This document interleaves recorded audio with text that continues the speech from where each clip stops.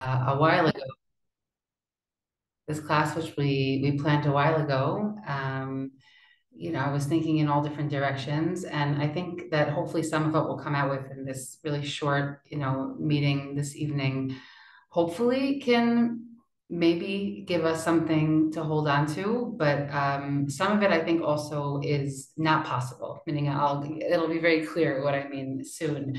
But I think that there are moments when we go through difficult things that the reality is simply that something is very bad and there isn't, and like turn and shining a light on it is not the right moment. So I just want to say that if anything I'm going to say feels like that, please know that these were ideas that sort of I had been planning before, and I had no idea that they might, fall out on such a hard day for Am Yisrael, on so many levels. Like I also personally live in Gush Etzion, and like the Shabbat was also the sound isn't clear. Okay. I can switch spots at the moment if that's no good. Hold on a minute. Okay, I'm gonna try one more time, and if it's not, then I'll change rooms. But usually, okay, someone said it's fine. Usually I Zoom from this room, so okay. So in any event, I don't want anything I'm going to say right now to feel like I'm trying to shine a light on something. And so if what we are going to talk about tonight doesn't feel right for today, maybe we'll just save it in somewhere in our heart, and we'll save it for a different day when it might feel better. The truth is that Kohelet is a very unique sefer, meaning we like to talk about Megillat Esther as being unique, and that it doesn't have a mention of God. Shir Shirim also doesn't mention God. But Kohelet is that third book, that third book that in theory wasn't necessarily going to make it into Tanakh, and that for certain generations it seems wasn't in Tanakh, meaning Chazal decided that it shouldn't be there.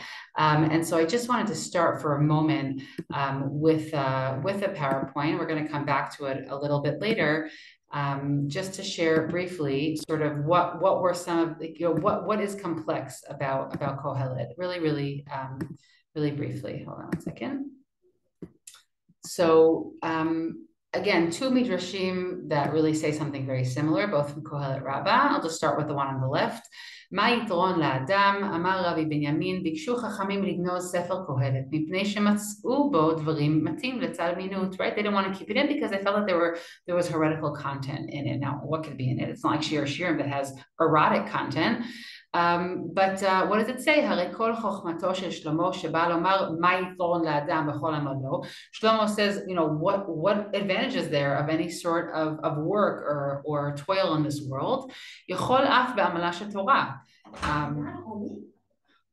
יכול אף בעמלה של תורה. חזרו ואמרו, לא אמר בכל עמל, אלא בעמלו. בעמלו אינו עמל, אבל עמל הוא בעמלה של תורה. It seems like Shlomo also discounts the toil of Torah, meaning how could you not say that there's a purpose to working and learning for Torah? And so in that case, they say, no, it just means that person's particular work, but it definitely didn't come to exclude the toil of Torah learning, meaning that they felt that, and I'll say many other statements in the book of Kohelet come to say that there's really no purpose to this world, including Torah. Say, no, mapitom, it's not, it's talking about everything else except Torah, right? So that's one way to sort of get around that issue. And I'll just say that the Midrash on the right, which we won't look into right now for the sake of time, brings up the problem that there are many psukim that contradict themselves in Kohelet, right? Which sort of claim two different things. On one hand, somebody can be happy at one stage, another time they could find things pointless and futile. And many have tried to say that that's not really an issue in Kohelet. It could be speaking about different stages of life, or it could be speaking about different people and different personalities. But there is, I would say, a lot of repetition, and there are plenty of psukim that seem to sort of not totally jive with one another, and you can't just say that it's different periods of life. So there's a lot of challenge whenever we read through Kohelet by Sukkot. It's very long, right? We tend to, zone out for a lot of it. It ends similar to the way it begins, and so we kind of feel like we got the point. And the truth is that the book of Kohelet really is quite difficult. And just to understand that, and I even say personally for me, where there's points that are hard for me to connect, and this will get already to the meeting I want to get at tonight. I want everyone just to open up to the second to Pasuk Yud Bet in Perek Aleph. Okay, the first chapter in the a 12th pasuk. I just want to read through a few of the psukim to sort of understand, for me personally, and I think what could be very difficult about Kohelet. So again, we're in the first parak, pasuk Yud. Ani Kohelet hayiti melech al Yisrael v'Yerushalayim. Okay, one of the psukim that most famously anchors it in the identification of Kohelet as Shlomo. I was a king in Yerushalayim. ונתתי את ליבי לדרוש ולתור בחוכמה על כל אשר נעשה תחת השמיים. היא עניין רוע נתן אלוהים לבני האדם לענות בו. Okay, I tried to sort of look and understand everything in the world. To also understand that which is difficult or evil in this world. וראיתי את כל המעשים שנעשו תחת השמש, והנה הכל הבל ורעות רוח. Right? I saw everything, and everything seems to me this hevel, which we'll look at in a moment. That word, I know you have a shiur in the continuation of the series. I wanted to get at a very specific point about that word. מעוות לא יוכל לתקון וחסרון לא יוכל להימנות, right? You can't really fix anything in this world. You can't really fill anything that's lacking. דיברתי אני עם ליבי לאמור, אני הנה הגדלתי והוספתי חוכמה. I've learned everything at this point. וליבי ראה הרבה חוכמה ודעת. I've seen the world. I know the world. I understand it. And he says in the psukim that continue, I even have a tremendous amount of money. And I'm continuing Perek Bet, it's all the same unit, to Perek Bet Pasuk Daled. Higdalti ma'asai, baniti li batim, natati li kramim. Right? A lot of people get to gardening later in life or physical labor. I've recently started doing like crafty things around my house. And anybody who knows they've sort of embarked upon these things or gardening in their home, there's a tremendous amount of satisfaction you can get from these kind of behaviors and actions. And he says, I've built houses, I've planted vineyards, right? Doesn't really do it for me. Asiti li ganot upardesim v'natati bahem etz kol pri. I've planted trees, I've planted orchards. Asiti li brichot mayim lahashkot mehem ya'ar. He's created a very fertile ground. I have avadim, I have all this wealth. And ultimately he gets to the point, which is that it also doesn't bring him any joy. Now, when I read this section and many in the book of Kohelet, for me, it's very hard, okay? Because there's something that strikes me as very jaded about Kohelet's perspective on the world. He doesn't find purpose. And most importantly, at least in this section, he doesn't find joy in anything he does. And there are moments where he does find joy, but ultimately he continually annuls that and says that it's not really significant. A little bit, it reminds me, I think sometimes I use this analogy, right? Like when you go up in a plane and everything in your life becomes really, really small and you see everything from afar and everything loses its purpose. And there are people, and I want to get to this point about personality. There are people with personalities like Kohelet, meaning putting aside the fact that it's wisdom literature and it's coming to try and teach us a certain way of thinking. And I'm not going to get into the whole sort of ideology of what wisdom literature was, and this is its best representation, this and Mishlei and our Tanakh. But as a personality type, there are people who are like this, who sort of see everything kind of like from afar. Oh, I've done that. I've experienced that. I've already acquired that skill. Nah, it doesn't really give me a high anymore. Nah, it doesn't really impress me anymore. And on one hand, I want to say something, which is that these are sometimes people that are very hard to be around. Okay, meaning it's hard to spend time with personalities that feel jaded by the world, that don't take joy in the small pleasures of the world. Not even to get to the question about religious joy. And this element of Kohelet that we meet right at the beginning is, to me, the most jarring element of it. It's not even the question of, is this a book that's supposed to be religiously inspiring, but that you have here a life perspective that also has moments, later in the book that recognize wonderful moments of life. But it's this underlying feeling that nothing really moves me and that I've kind of mastered the world already. And that's a really difficult way to go through life. And when I think about at least the beginning chapters of Kohelet, and I think about how this might move or not move somebody or create wisdom in their life, this is a question that I walk around with, meaning in my stomach of, there are people who this is how life feels for them. And it's very, very difficult to go through life and feel a sense of joy. And we'll use the word wonder in a moment. And so I just want to look at the word hevel for a moment. I'm going to go back to sharing a little presentation.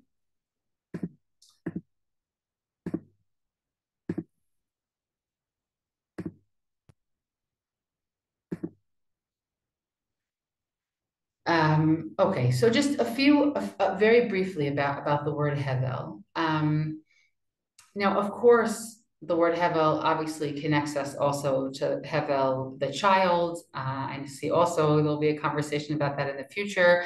But I really just want to bring up that point because it relates to how we might understand this word, meaning if the word means nothingness or vaporousness or a breath or all the ways that the English tries to translate it, you would have to ask yourself, why would Chava want to name her son Hevel? And I'll just start with something that I ended with, which is that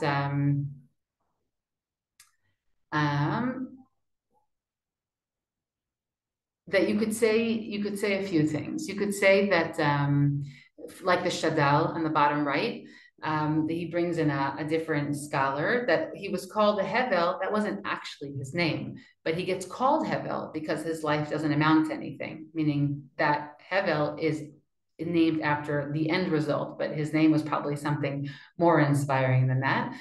There's another commentary that speaks about the fact that Hevel is actually, if you look at the end of Radatz Hoffman, it simply means the word son, okay? It's a similar claim, by the way, by the name Moshe, that Moshe is actually Masasser, it means also a son in Egyptian. Meaning S-O-N. And so the word Hevel actually could mean child. Now, in our context, okay, in our context, let's look at the commentary on the top left, the Ho'il Moshe, כמו שיר השירים, אותו הבל שבין כל ההבלים ראוי להיקרא כן. כלומר, הבל גמור. כלומר, הבל הבלים means the most absolute nothingness, okay? Just like shir hashirim means the song of songs, the best song that's out there. And he says that again, this idea of that he finds the joylessness of his life is the absolute nothingness. It's something that goes and then disappears. And again, like this feeling is very difficult. Now, many of us have moments in our lives where that's how we feel, whether because people around us are passing away or we're going through something difficult, and we just say, well, what's left of this life? Meaning the difficult statements of Kohelet are ones that we can identify in ourselves at all different points in our life. I think the big question becomes, does this become our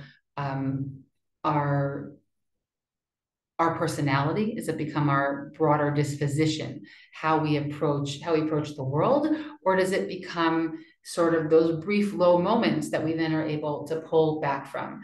And what I really just want to focus on is how one can pull back from those, okay? But before we get to sort of fixing that, or how we can pull ourselves up out of that kind of feeling of hevel, or I've already mastered this world, or there's really nothing new, there's nothing left for me to discover in this world, okay? That's what we're coming out with right now. We're going to talk about what is the antidote to that kind of feeling. I wanted to just briefly look at a song. I do this often. I take Israeli music very often and look at how it speaks to both the present moment and I think to most of our deepest thoughts. Before October 7th, the song that played the most on my car playlist and was playing all over the country was this mashup, okay? Was this mashup of Hanan Ben Ari. It was a song called Chutz Mikadoregel. In a second, we'll see the words.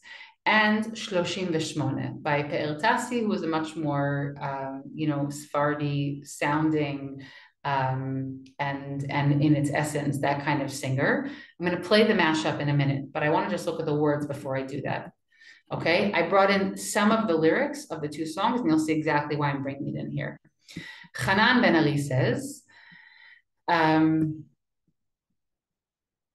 he's speaking, now his almost divorced wife, but speaking about his wife, את עוד מתרגשת מהים, אני לא מרגש אותי כלום. Okay, and this is what was playing right before, okay, the Chagim. He says, you still get excited by the water, by the beach, right? And nothing moves me anymore, except kadoregel, right? Except soccer.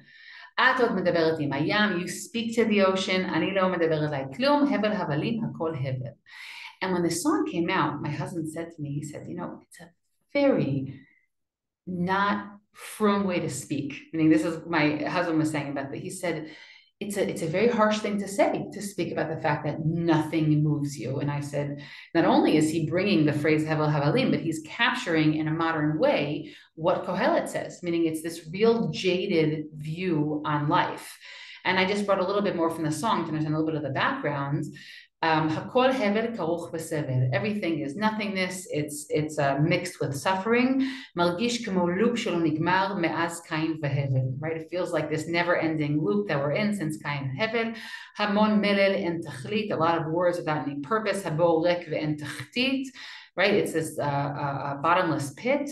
Atani tzav zutar betoch taslit. You're just some little nothing in the middle of some big, broader movie, broader set. Atamat metupal shanim ve'en tafnit. You're in therapy for years and there's no breakthrough. Okay, and then he says, בדיוק שחשבת שגמרת, נכנסת לפרדס ושוב חיפשת. Just when you thought you were finally done and you were taken care of, you again go into the pardes. Maybe he's referring to religious difficulties, we don't know. He also speaks in the continuation of the song about seemingly some sort of army PSD that also returns, okay? But it's very much this song of someone who's very jaded from life, and he's married to somebody who still has wonder, and nothing moves him anymore. Now, it's not because he doesn't have emotion, but it's because something has turned him off, okay? That's my reading of the song. Now, on the right, you have Pe'er Tassi, who... it's a very different song, a far less good song, I think, standing on its own than Hanan Ben Ari's, but the mix of them is very powerful. Okay, I'll just read a little bit of it. The motif correlation between the two songs is the ocean. V'yesh makom, v'yesh od zman, v'yesh atid, v'yesh avar, right? There's more time, and there's a future, and there's a past. Hashorashim yu le'etz.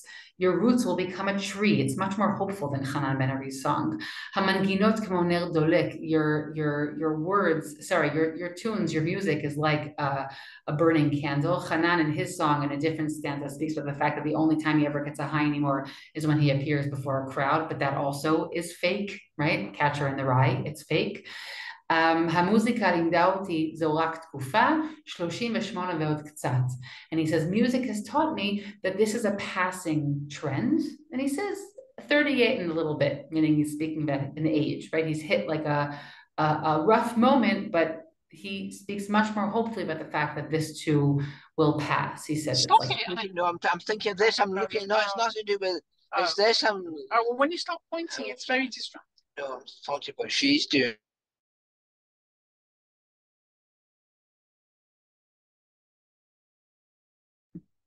Okay, don't worry. So I unmuted myself. Okay, so these lyrics, which I encourage you to look at them because they're really a play on these two kinds of perspectives. You have Hanan Ben Ari depicting this idea of like never being able to get out of this loop. Nothing impresses him, just soccer, which again, soccer is great and people like sports, but you're sort of like, okay, there's more transcendent things out there in the world. And there's something sad about somebody saying that the only thing that feels transcendent for them is soccer. And on the other hand, you have this other perspective, which says it's a period of life, and this too will pass, meaning we can have moments of Kohelet, but if our life becomes Kohelet, then something is wrong. Okay. Now, I'm going to go to the song. I'm going to play it for you. And then I want to move into what I think is an antidote or a way that somebody can raise themselves up out of this kind of moment. We're going to bring it from Heschel. חדש מפריגת מיקס. מיקס אבטיח ננה ומיקס מלון ננה. פריגת, בטבע שלנו.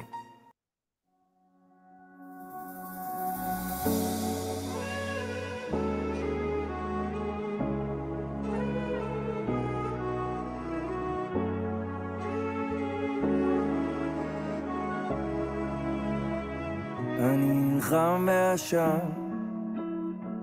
אני צולל אל הים. And the point of the mashups, they sing each other's song. They don't sing their own song. וזה הכל מתוזמן, כמו שעון מכוון. ניצחתי, אז מה עכשיו? ויש מקום, ויש עוד זמן, ויש עתיד, ויש עבר. השורשים יהיו לעץ, המנגינות כמו נר דולק. ויש ימים, המוזיקה לימדה אותי, זו רק תקופה, 38 ועוד קצת.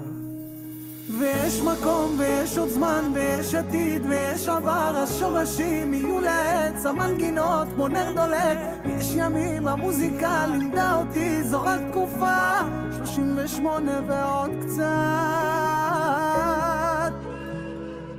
את נשארת כמו ים, אני חולף כמו החול. חשבתי שאני כל יכול, ויש הרבה לאור, יותר מדי לאבד. זכיתי שיש על מה לפחד.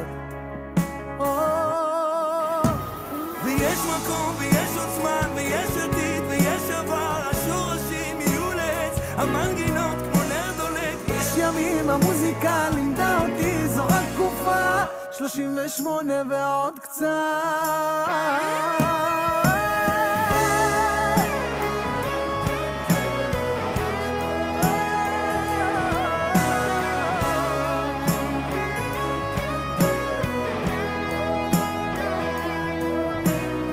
את עוד מתרגשת מהים, אני לא מרגש אותי כלום, חוץ מכדורגל. את עוד מדברת עם הים, אני לא מדבר אליי כלום. הבל הבלים הכל הבל, חוץ מכדורגל. על הבמה אתה שוכח, כי אין סם כמו הופעות. אבל הפסקת לעשן, אז חזרו החלומות. לא מסוגל להפסיק ולא מוכן להודות שנכשלת. החיים כמו פורמולה אחת ורק אתה עוד לא הבנת. בדיוק כשחשבת שניצחת, איבדת ריכוז והתהפכת, איבדת אמון והתפכחת. עכשיו אתה מודע אז הסתבכת, ואין איך לפרסס כי התבגרת.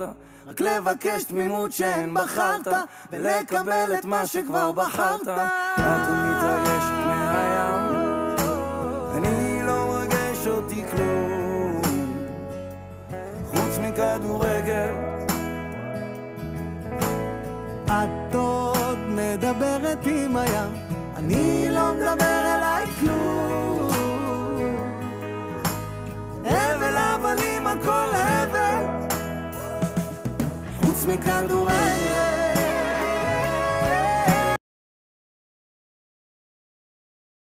I'm going to stop the video here, but I really encourage you to listen to it to the end. It's one of the best mashups I think were made the entire year. But the point that I want to make with this is that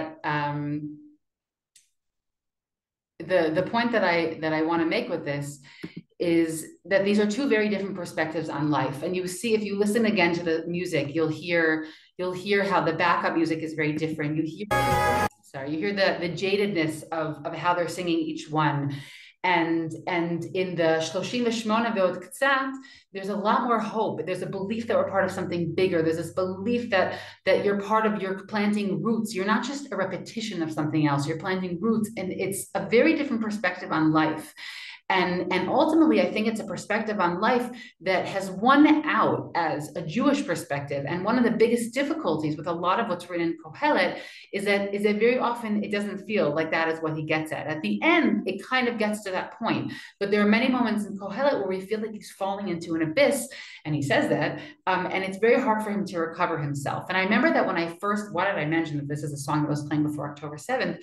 Because I remember saying to my husband, after October 7th, and saying, remember when one of our greatest national voices right now just felt like life was boring, as if the only thing they could be concerned about was soccer, right? Meaning that I kept thinking about that song. I kept thinking about how we very quickly had to bounce very deeply into Shloshim v'Shmona V'od K'tzat. And also, I'm sorry, I know Shoshana's heard this before, but throughout the year that very much sort of, I felt internally bouncing back between this, like, it's comforting to feel like you're part of a never-ending cycle of the Jewish story, and sometimes it's overwhelming and very jading. And there's those two spaces inside of us. On the hard days we can be in the jaded space, but on the good days we sort of have to lean into this, into these deeper roots, into being part of something bigger, and that's where we can draw from. And Kohelet can sometimes feel like it's really pulling us into a dangerous abyss. Now, I want to find other Jewish language for what I'm saying. And I think that what came up for me the most when I was really thinking about these ideas was Heschel. I mean, he comes up for me all the time. Was Avram Yoshua Heschel, and he has two ideas. He has the idea about wonder and the idea about awe. And I think that these two ideas, well, he doesn't mention really Kohelet, he actually mentioned much more Eov, I think are the sort of like the medicine that we need to have in as we read the book of Kohelet, or when we have moments that are much like Kohelet moments. And I know I'm reducing Kohelet to sort of like a soundbite. That's not fair, but when you have 35 minutes to speak about a book of so many chapters, that's sort of where I'm going to take it to, that there's those moments of pulling down. And the question is, what brings us out of them? Now, again, if this doesn't feel right for anybody on today's day, I totally get that. I'm happy to send this and you can look at this when it is right for you. But first, he speaks about the idea of wonder, okay? Wonder, or he calls it really radical amazement, is the chief characteristic of the religious man's attitude towards history and nature. One attitude is alien to his spirit, taking things for granted, regarding events as a natural course of things. He knows that there are laws that regulate the course of natural processes. He's aware of the regularity and patterns of things. However, such knowledge fails to mitigate his sense of perpetual surprise that there are facts at all, meaning Avram Yoshua Heschel says that to be a religious person is not to fall into a jaded perspective. There's something about that is intrinsically not a religious worldview. He says, does the worth of wonder really consist in it being a stimulant to the acquisition of knowledge? Meaning, it's not just wonder, oh, I need to be a curious person. He says, is wonder the same as curiosity? He says, no, to the prophets, wonder is a form of thinking. It's not the beginning of knowledge, but an act that goes beyond knowledge. It does not come to an end when knowledge is acquired. It's not like, oh, now I know how the system of perspiration works, and therefore, okay, I get it, it's done. He says, no, it's an attitude. It's a life personality, a life perspective that never ceases. Meaning, even when you understand the biology of something or the scientific explanation, that's not supposed to put an end to the wonder that you feel. It's actually supposed to broaden or deepen your wonder. He says, what fills us with radical amazement is not the relations in which everything is embedded, but the fact that even the minimum of perception is a maximum of enigma. And this, I feel, is always like a great example of this, is the moment you start researching a topic or you do a doctorate in something, you basically just come out feeling like you know even less than you did when you started. And that's the wonder, meaning it's saying I could sit on this topic for 5 years and I still don't come out feeling like I have any understanding what it's actually talking about. That's the wonder. He said the most incomprehensible fact is the fact that we comprehend at all. Okay, and so the first stage for him is this wonder. It's a curiosity, but it's not just a curiosity, because even once your curiosity is almost filled a little bit, you're supposed to still have this wonder at, wow, I can't believe that is. Now I want to just, it's always very important for me to put this personality piece out there. There are people who grew up in a home life or in a world where they didn't see that. But what I do want to say is that it is an attitude that can be mimicked, meaning it can be a learned behavior, maybe not to the extent of, and I don't mean something naive. Wonder does not have to be something naive at all. It could be something that emanates from a very deep logical space inside, a rational place inside of somebody, but it leads them to a moment of, wow, I can't believe that is, right? Even if that is the case, I can't believe that is. But the next deeper stage that really he speaks about, and again, could have, a 4-part series on awe in the works of Heschel, but here's just a soundbite, okay, about what he says about awe. He says the beginning of awe is wonder, and the beginning of wisdom is awe. And this is where I want to connect back to Kohelet especially, okay? This idea of wisdom. What is wisdom literature? What does it mean to be a wise person? Okay, why does this mean to acquire knowledge? We all know that. Awe is a way of being in rapport with the mystery of all reality.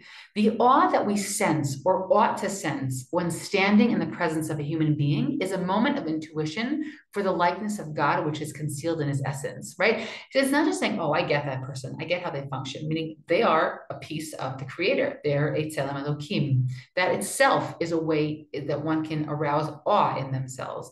Not only man, even inanimate things stand in a relation to the creator. The secret of every being is the divine care and concern that are invested in it. Something sacred is at stake in every event.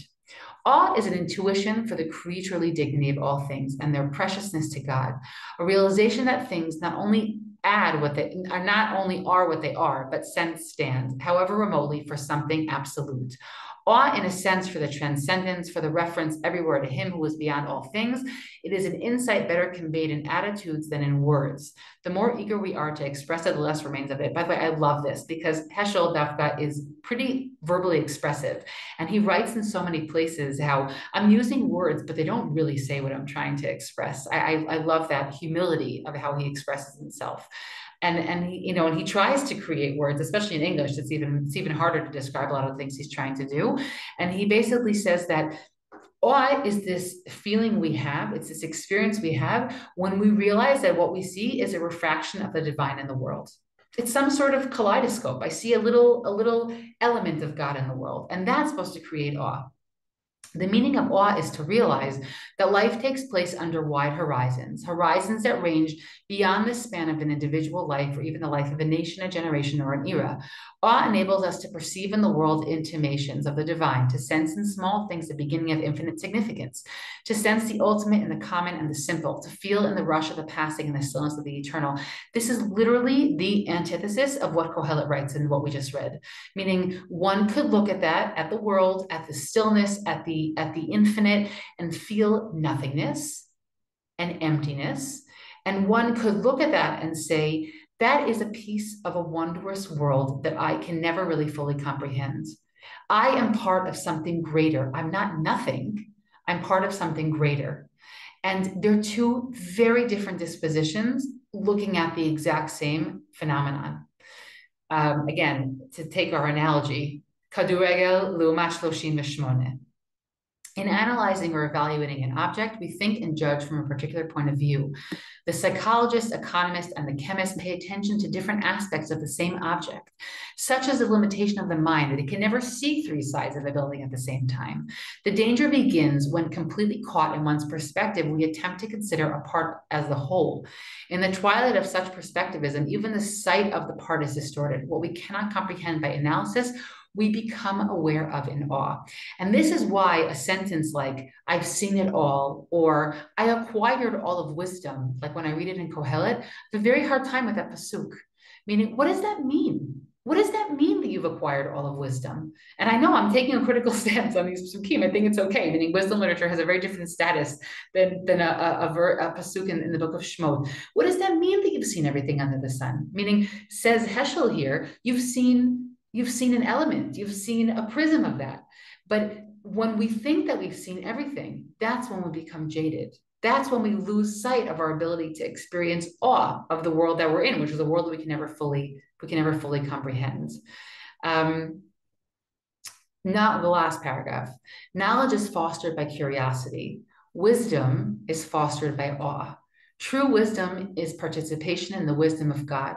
Some people may regard as wisdom an uncommon degree of common sense. To us, meaning in the religious perspective, wisdom is the ability to look at all things from the point of view of God. Now, we could try our best to look at things through the point of view of God, but we can't actually do that. And here's what he brings in awe and faith. Awe precedes faith, right? He says awe meaning yir'ah. When we talk about yir'ah, right? Lifnei emunah, that we need that kind of, in our avodat Hashem. He said, what does it mean? He said, it's the root of faith. We must grow in awe in order to reach faith. We must be guided by awe to be worthy of faith. Awe rather than faith is the cardinal attitude of the religious Jew. And here's what I want to say is that when Chazal are trying to sort of fit together all of Kohelet into a package, no, he must believe, right? He must believe in Hakadosh Baruch Hu. And there's psukim at the end that sort of try and fit everything into a package, but they're very cacophonous with a lot of what comes before them. And I think that much of what Kohelet expresses, that kind of perspective on life, is very difficult to jive with a faithful perspective. There are perspectives that make it very difficult to have that kind of faith in the world, to look at the world around us and say, that's a piece of God in the world. It's very difficult to see the world like that when we feel like, I've seen it all. I acquired everything. I've sort of tasted everything in the world. It's a very difficult way to live. Yirat Shamayim, I'm skipping to the fourth line. In Judaism, Yirat Shamayim, the awe of God, is almost equivalent to the word religion. In biblical language, the religious man is not called believer, as he is, for example, in Islam, but a Yirei Hashem. There is thus only one way to wisdom: awe. Forfeit your sense of awe, let your conceit diminish your ability to revere, and the universe becomes a marketplace for you. The loss of awe is the great block to insight. A return to reverence is the first prerequisite for a revival of wisdom, for the discovery of the world as an allusion to God. Wisdom comes from awe rather than from shrewdness. It is evoked not in moments of calculation, but in moments of being in rapport with the mystery of reality. The greatest insights happen to us in moments of awe. A moment of awe is a moment of self-consecration. They who sense the wonder share in the wonder. They who keep holy the things that are holy shall themselves become holy. Now, I think that when you look through Kohelet, the moments in Kohelet where he's able to transcend those difficult spaces, like I read sort of from the 12th pasuk of the first chapter and into Perek Bet, are those moments, right? Et laledet, et latat, et laarog, et lifrotz. That whole sequence is this idea of life is made up of all these different moments. It's made up of all these different, this kaleidoscope, this prism, this ability to see only parts of it. But when someone falls into that space where they feel like, I've seen everything in the world, it's very difficult to recover from that space. Now, there are those who have a certain prerequisite personality for either of those dispositions. But I think that, and Heschel certainly would say, that wonder and then awe can be cultivated. Meaning it is a way of interacting with the world that one can learn. One can learn it from good teachers. One can learn it from good role models. One can learn it by cultivating curiosity. It's a word, it's kind of become like a buzzword in the world in the past 10 years. At the same time that we're trying to cultivate curiosity with different kinds of mediums of interaction, we also oftentimes kill curiosity because we assume we know what everybody thinks. And I think that one of the greatest, key actions in life is this idea of being able to ask curious questions, of asking somebody a question without assuming we know the answer. And it often opens things up in that person that they didn't even know needed to be opened up. And so there are real ways to cultivate curiosity in the world. And that's how I really look at Kohelet many times, is that the way to wisdom is being a curious person in this world. It's being open to being filled with awe. And the way to access awe is through having curiosity and wonder. And they really interplay in Heschel's thought. There's a whole book on awe in Heschel's thought by Shai Shachter. I'm not sure if I'm saying his name right. Oh, maybe he's also in the series. I think I saw that, right? There you go. So he'll probably touch upon this as well. But I guess, again, there are some days where we're going to fall into that space, that really difficult space, and it's okay to be there. But I think that one of the gifts that we have in a religious outlook on life is not a cheap positivism. It's not a glib, everything will be okay. The Gamzu Latova, it has its place, but it also doesn't do it for me so much. But meaning taking moments where you say, okay, right now I can't be open to the world. I don't have that ability right now. It's just bad. But then being able to wake up another day, you can call it being hopeful. Maybe that's a little bit, Rabbi Sachs likes to use that word more, but having an openness of heart and being open to seeing the world in a different way, praying that other people could see the world in a different way, I think would be this idea of cultivating awe in the way that we see the world. And in that way, I think it really are the moments that Kohelet is able to transcend what seems to be his base personality, are the moments that we feel like we can breathe when we're learning the book of Kohelet. And the other moments where we feel we're really being pulled down are those moments where he himself falls into the same pit that he admits that he has spent time in. So I don't know if that's uplifting or more depressing. I think that it's really a recipe for work. And ultimately, that I think is the purpose of wisdom literature, which Kohelet belongs to, is a way to look at life. And we can be reflective about how we look at life, how this interacts with our internal space and our worldviews, and to try and figure out what is it that we need to elevate and transcend so that we don't wake up in the morning and just feel like the most magnificent part of our day is watching soccer. So with that, I think we'll close. I don't know if there were lots of questions. Shoshana, you tell me what can happen now, but I guess that's what I wanted to share this evening. And I wish everybody, obviously all of us, b'sorot tovot, and kochot, all the kochot bitachon. And I also wish all of you meaningful continuation of this learning. And I hope that we're able to find elements of it that are going to uplift us in a time that we definitely need that. We need the ability to transcend these many dark moments that we're finding ourselves in. Thank you, Yosefa. If people have questions, you can unmute yourselves and ask.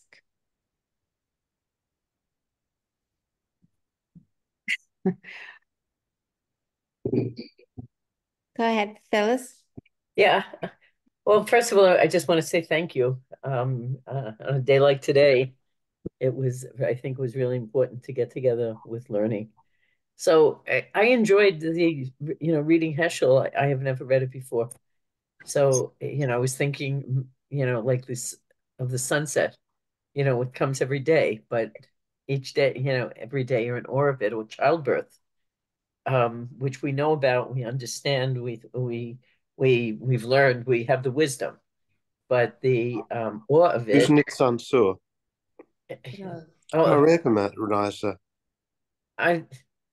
That's me. Niks aan is me. Person who moved to South Netanya. No, that was Phyllis. Yeah. Oh, okay. Yeah. That's yes, Phyllis. but I'm in Florida now. At any rate, so that's one thought that I just really wanted to share, how that touched me. So I think it's very real. It can touch us every day in the simplest moments. But I did think, why are we learning this then? I know that's like, why are we learning it? And in the last lesson, I thought we would get out of it. It was a fantastic lesson by Tanya White, but why we learn it on Shavuot before Sukkot, and I'm not sure I have the answer. I wasn't sure I understood it. So I was wondering if anybody here, or if you could comment on why we read this before Sukkot, and if it is such a downer, why is it that it's important for us to learn it? I mean, one of the main reasons cited for why we read it around Sukkot, which again there are different traditions that combined our smaller works in Tanakh with different holidays, essentially so that we wouldn't lose them. Because if we don't read them, we won't remember them, right? Most people are not reading through Tanakh on a regular basis. But one of the reasons cited for why we read it around Sukkot is because agriculturally, it's a time where we experience a lot of abundance, because it's Chag HaAsif. It's a time that we're right. We're not living in an agricultural society, so you and I might feel it less. But one answer given is that because we're bringing all our abundance in, we might run the risk of becoming jaded, because we have so much plenty, and therefore we might think that life can just be simple. And so comes Kohelet, which basically says, be wary of your abundance, which also uses Kohelet as a downer in that sense. Okay. Now, another reason cited for why we read it around Sukkot is different, meaning in a world where we're not living in an agricultural setting, and we're looking at the Sukkot for their impermanence. Okay, meaning we're looking at it as this impermanent structure, which are fortified, confident, and solidified homes, and going outside. So we read a work, again, pointing to Kohelet's complex nature, that also reminds us that our lives are fleeting, that things that we have are not permanent. And so it again taps into this not so simple, not clearly positive or negative way that Kohelet relates to the world. So those are the two main reasons why Kohelet are cited as being read on Sukkot. I will say that I think the agricultural one is definitely the first reason, because our world started agriculturally. We're just very disconnected from that today. So then we have to find new meaning for what Kohelet has to say to us. I think that there's also something about, the period of Sukkot and the Yamim Noraim in general, that you're taking stock of your year. Kohelet, his perspective on life is that he's looking over at his whole life. He's looking back. He's taking stock of what's happened to him. And we hope that people would tend to do that around Rosh Hashanah and Yom Kippur. That's kind of like the whole point of that period of our year. And so that too, in the movement of that internal posture of I want to take stock of what's happened, is also mimicked a bit by the way that Kohelet speaks. We may not come to the same conclusions as him, but that posture of taking stock of my life is also one that's resonant at that time of year. Those are like the main ideas that are usually mentioned surrounding that. Thank you. Sure. Hi, Shoshana. Yosefa, hi. And can I just make a comment as well? You've gone on a lot about Avram Yeshua Heschel and his whole sense of what is awe. But awe is a double-sided thing. Awe can be fear of something, and also be you stand in love of something, love as well. It's a double-sided thing when you stand in awe. You have awe for reverence and you have awe out of love. And yet somehow in Kohelet, I mean, I haven't read it all through thoroughly yet. I only chose the first 2 chapters to cover, but I do intend to read the whole thing. But I don't find anywhere from what I've seen so far, from a glance through, that there is a sense that he has any of this fear of God or this love of God. He doesn't, I mean, that's when you're saying this is a sort of antidote to everything. But I don't see that with him. I don't see that there's any sense of awe in him at all. And you're trying to bring this to say, well, we've got to have that awe, we've got to have that love of God, that fear of God, because they're both like opposite emotions, yet somehow there's a dichotomy there. And I don't know if you feel that anything that Kohelet has done or has said within the actual, what it is, writings, that can somehow emote this type of feeling that you've tried to come across today. Yeah, so I'll just give you one little example. There are moments. I do think that Kohelet does transcend himself in multiple places. So just even the opening words of Perek Hey, he says, Al tivahel al picha velibcha, al yimeher leotzi davar lifnei Elohim. He says, don't talk too quickly. Watch your words, okay? Because God is in the heavens and you are on earth. Now, by the way, like this is, I think, like one of the psukim that people should like have to read before they write on Facebook.